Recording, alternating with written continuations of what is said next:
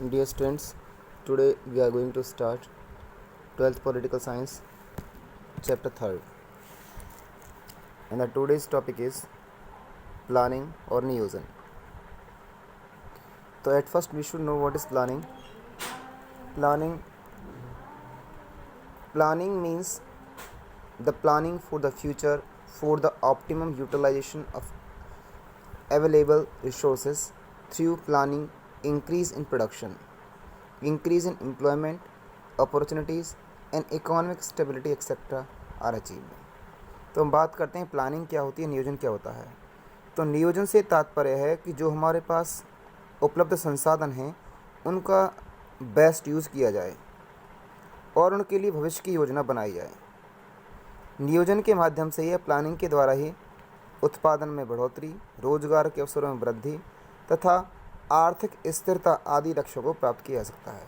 तो ये था प्लानिंग या नियोजन क्या होता है। तो नियोजन का मतलब हमारे पास जितने भी पैसे हैं उनको हम कैसे खर्च करेंगे या हमारे पास जो भी रिसोर्स हैं उन रिसोर्स को कैसे बेस्ट यूज़ कर सकते हैं, इस बात के लिए क्या है, भविष्य की योजना बनाना कहलाता है प्लानिंग। दूसरा हमारा इसका है meaning of development in India, Bharat के विकास का अर्थ। तो भारत के लिए विकास का क्या अर्थ था। जिस समय देश इंडिपेंडेंट हुआ लगभग हमारे यहाँ पर क्या था, ऑलमोस्ट ज़्यादातर लोग गरीब थे, गरीबी ज़्यादा थी ब्रिटिशर्स के द्वारा की गई इकोनॉमिक एक्सप्लॉयटेशन के कारण। तो उस समय ज़्यादातर जो लोग थे इस बात से सहमत थे कि भारत का जो विकास का जो अर्थ है उसमें आर्थिक और सामाजिक दोनों ही प्रकार के न्याय को शामिल किया जाना चाहिए। और इसके लिए यह सहमति बनी कि आर्थिक विकास और सामाजिक आर्थिक न्याय को केवल व्यवसायी, उद्योगपति व किसानों के भरोसे नहीं छोड़ा सकता। सरकार को प्रमुख भूमिका निभानी होगी। आज़ादी के वक्त विकास का जो पैमाना था, जो मेजरमेंट था, वो पश्चिमी देशों की तरह था। उनका मानना था कि अगर जिस तरह से पश्चिमी देश डेवलप्ड हैं वैसे ही इंडिया को भी डेवलप होना चाहिए। After independence, almost everyone agreed that the meaning of India's development is both economic growth and economic social justice. तो यहाँ पर जो डेवलपमेंट का जो मायने था वो दो थे, एक इकोनॉमिक ग्रोथ और दूसरा था इकोनॉमिक एंड सोशल जस्टिस भी था। It was also agreed that the economic development and the socio-economic justice cannot be left to businessmen. और इसका जो काम है, इकोनॉमिक डेवलपमेंट का जो काम है या सोशो इकोनॉमिक जो जस्टिस का काम है, वो केवल बिजनेसमैन या इंडस्ट्रियलिस्ट या फार्मर्स के भरोसे नहीं बल्कि सरकार को ये काम करना चाहिए।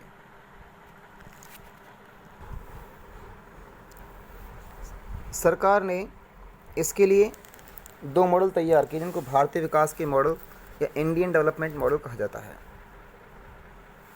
पहला था विकास का पहला मॉडल था उदारवादी पूंजीवादी मॉडल और दूसरा था समाजवादी मॉडल। तो एक पूंजीवादी मॉडल, समाजवादी। तो पूंजीवाद को फॉलो करता था यूएस या अमेरिका कह सकते हैं, या यूरोपियन कंट्रीज़ करते थे फॉलो, और जो सोशलिस्ट मॉडल था इसको फॉलो करता था यूएसएसआर या रशिया। तो उस समय हमारे देश के जो अर्थशास्त्री थे उनका मानना था कि भारत की जो अर्थव्यवस्था है इन दोनों में से किसी एक के जैसी होनी चाहिए। कुछ का मानना था कि अमेरिका जैसी पूंजीवादी होनी चाहिए और कुछ का मानना था यूएसएसआर की तरह समाजवादी मॉडल हमें अपनाना चाहिए। ये पूंजीवाद और समाजवाद आखिर होता क्या है। तो पूंजीवाद का मतलब होता है कि जब उत्पादन के साधनों पर व्यक्ति विशेष का अधिकार होता है तो ऐसी व्यवस्था को कहते हैं पूंजीवाद। और सोशलिस्टिक मॉडल क्या होता है कि जो उत्पादन के जो साधन होते हैं उन पर पूरे समाज का समान अधिकार होता है, उसको बोलते हैं सोशलिस्टिक मॉडल। तो दोनों को डिसाइड एक बार फिर से एक बार रीड कर लेते हैं। तो विकास के समय दो मॉडल थे। फर्स्ट था लिबरल कैपिटलिज्म मॉडल और सेकंड आपका सोशलिस्टिक मॉडल, इंग्लिश में कहें तो हम। जो आपका लिबरल जो कैपिटलिस्ट मॉडल था वो adopted in most countries of Europe and America, और जो सोशलिस्ट मॉडल था this model was adopted Soviet Russia. India adopted A model of mixed economy with included the qualities of both public and private sector. तो भारत ने ना तो पूंजीवाद को अपनाया और ना ही समाजवादी मॉडल को अपनाया, भारत ने अपनाया मिक्स्ड इकोनॉमी का मॉडल। कि जो अच्छी बातें पूंजीवाद की थी उनको अडॉप्ट किया और कुछ बातें समाजवाद की। कहने का मतलब हमने अपने जो उद्योग थे या जो निजी जो उनको जो था दो पार्ट्स में डिवाइड किया कि कुछ को किया हमने सार्वजनिक में, पब्लिक सेक्टर में, और कुछ को दिया हमने इंडिविजुअल हाथ में, जो था अर्थव्यवस्था का काम सौंपा हमने। तो एक प्लान शुरू हुआ वहाँ पर 1944 में।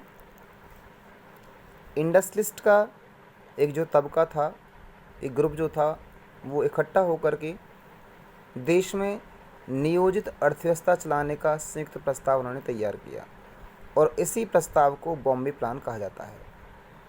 इन 1944 A section of industrialist United, एक इंडस्ट्रियलिस्ट का जो ग्रुप था वो क्या हुआ, यूनाइटेड हुआ, इकट्ठा हुआ, इन प्रिपेयर्ड अ जॉइंट प्रपोजल, और उन्होंने एक जॉइंट होकर के एक प्रपोजल, एक प्रस्ताव जो था वो तैयार किया, to run the planning economy of the in the country, कि देश की अर्थव्यवस्था का जो नियोजन है वो कैसे किया जाए।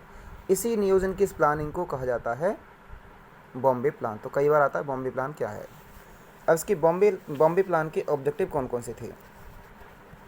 तो फर्स्ट था कि बॉम्बे प्लान को बनाया गया कि सरकार औद्योगिक तथा अन्य आर्थिक निवेश के क्षेत्र में बड़े कदम उठाएगी। Government should take big steps in the field of industrial and the other economic investment, कि सरकार को जो है अर्थव्यवस्था के क्षेत्र में काफ़ी बड़े स्टेप उठाने चाहिए अगर उसको डेवलपमेंट करना है। तो सेकंड था, in this way whether right wing और the left wing, everyone wanted the country to go on the path of plan economy, अर्थात चाहे देश में दक्षिणपंथी हों चाहे वामपंथी हों, ये सब चाहते थे कि देश जो है एक प्लान इकोनॉमी को फॉलो करे, देश में नियोजित अर्थव्यवस्था जो है लागू की जाए अगर देश की तरक्की करनी है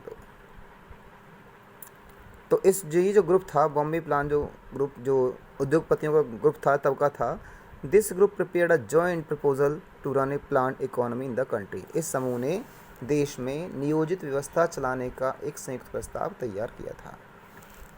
धन्यवाद।